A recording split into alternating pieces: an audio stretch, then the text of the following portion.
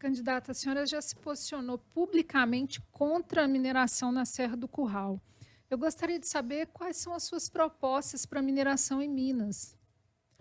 Certo, Márcia, nós somos contra a mineração na Serra do Curral. O Partido Comunista Brasileiro, como eu disse, a Tuane Guimarães, minha vice, ela inclusive milita cotidianamente junto aos atingidos e às atingidas lá de Itabira, né, que enfrentam uma série de dificuldades impostas ali pela mineração, por esse modelo predatório de mineração. Então, nós do PCB entendemos que precisam haver territórios livres de mineração. A Serra do Curral é um deles. E é por razões óbvias, nem precisa entrar em muitos dados, muitas questões técnicas, não. Se continuar minerando, a serra vai acabar. Vai acabar. Isso gera um impacto. Não é só, tinha uma serra, não tem mais. Não é tão simples. Ali tem uma série de nascentes. Né? Boa parte, inclusive, do abastecimento de BH e região metropolitana nasce ali. E você destruir a serra, minerando ela toda, vai comprometer, inclusive, esse abastecimento de água, né? Fora o impacto na saúde das pessoas. Porque a mineração, quando ela não mata por meio de um crime ambiental, como aqui no nosso estado, infelizmente, já tiveram 2 crimes, que estão aí entre os maiores crimes que já aconteceram, crimes ambientais que já aconteceram nesse país, ela mata adoecendo as pessoas, seja as trabalhadoras e trabalhadores que, né, atuam nessas empresas, seja a população ali no entorno, a população que é impactada e atingida. Então, a gente não pode concordar, em hipótese alguma, com um modelo de mineração que promove o adoecimento e a morte das pessoas, né, às custas aí da obtenção de lucro de um pequeno grupo de pessoas, né, de capital internacional. A gente não pode privilegiar isso. Então, nós entendemos que a gente precisa de medidas aí, inclusive para rever todos os últimos processos de licenciamento, porque há indícios muito evidentes de que todos eles estão irregulares, inclusive o processo de licenciamento da Serra do Curral.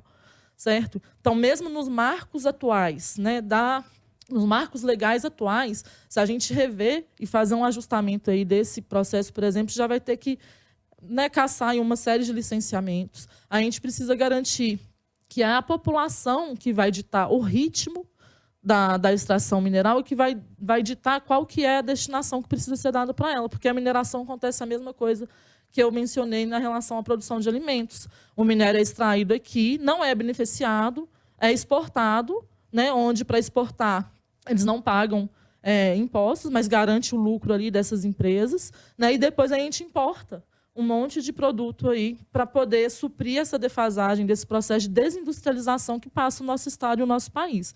Então, a gente entende que a gente precisa avançar para que exista uma mineração totalmente estatal e totalmente controlada pelos trabalhadores.